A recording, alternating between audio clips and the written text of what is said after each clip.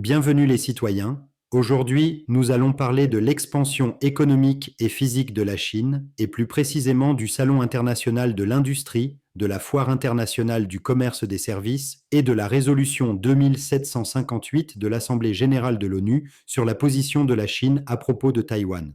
Taïwan qui est le leader mondial de la production de semi-conducteurs indispensables aux technologies d'aujourd'hui. La Chine est sans conteste un leader mondial dans le domaine de la technologie. L'IA, les semi-conducteurs, la robotique, l'automatisation. Pour nous, nous voulons faire partie de cela. À chaque minute où je rencontre quelqu'un, nous discutons de la manière dont nous pouvons établir un partenariat pour faire des affaires entre nos pays. C'était un événement formidable, de renommée mondiale.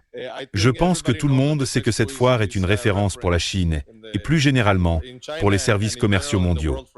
La foire de cette année a mis en avant les innovations chinoises dans divers secteurs, soulignant le rôle des services en tant que moteur de la croissance nationale.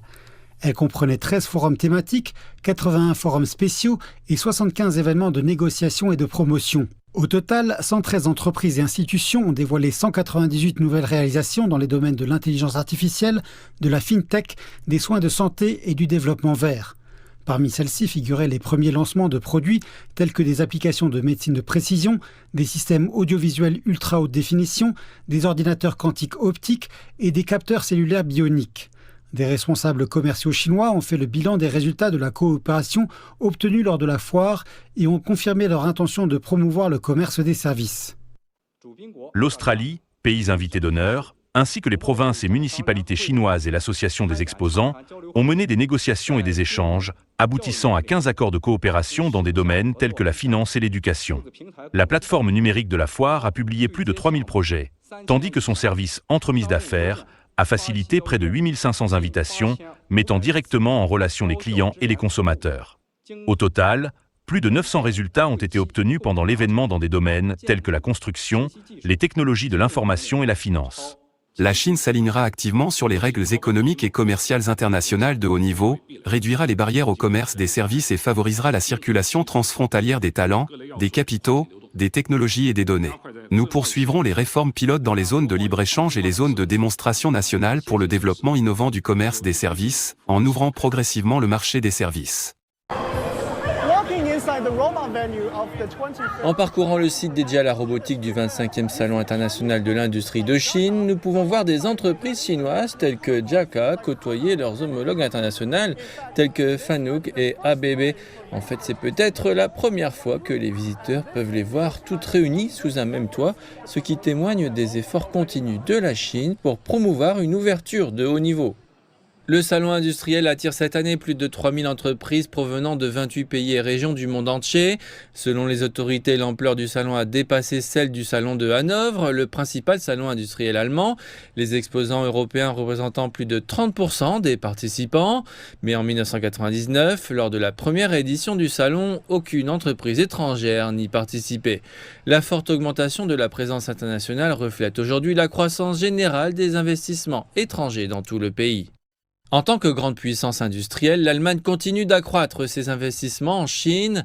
Un géant allemand des équipements de chauffage est présent dans le pays depuis 30 ans.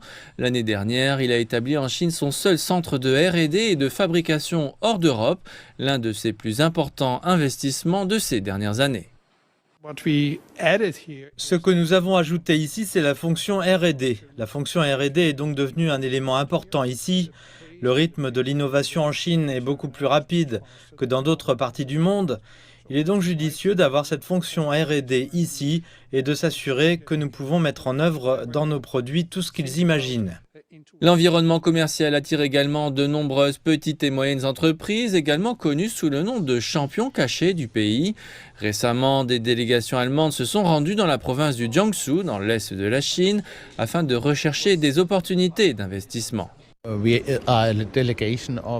Nous sommes une délégation d'une vingtaine d'entreprises allemandes, des entreprises de taille moyenne. Elles sont très intéressées par des investissements en Chine. en particulier dans cette région. L'industrie automobile chinoise est la plus importante au monde et le secteur des véhicules électriques y occupe la première place mondiale. Nous sommes confiants dans l'avenir du marché chinois et continuerons à y développer nos investissements. Dans un contexte mondial incertain, la stabilité et la sécurité deviennent des facteurs clés pour les investisseurs étrangers.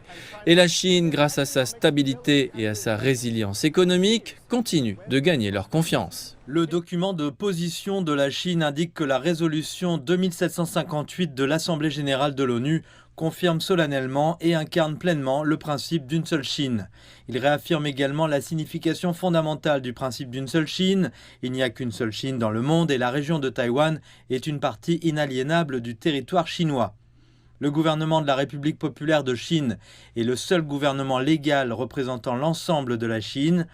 Le document de position indique que l'un des principaux obstacles aux efforts de la République populaire de Chine pour retrouver son siège légitime à l'ONU était l'obstruction soutenue des États-Unis et de certains pays occidentaux. À l'époque, ceux-ci ont tenté de créer deux Chines au sein de l'ONU par le biais de deux autres projets de résolution, mais ils se sont heurtés à un rejet massif. Le document de position déclare que le processus de vote sur la résolution 2758 a montré que l'époque où ces pays pouvaient empêcher la communauté internationale de respecter le principe d'une seule Chine était révolue. Il ajoute que la contestation de la résolution 2758 revient à contester l'ordre international de l'après-guerre et l'autorité de l'ONU. Toute tentative de revenir en arrière est vouée à l'échec.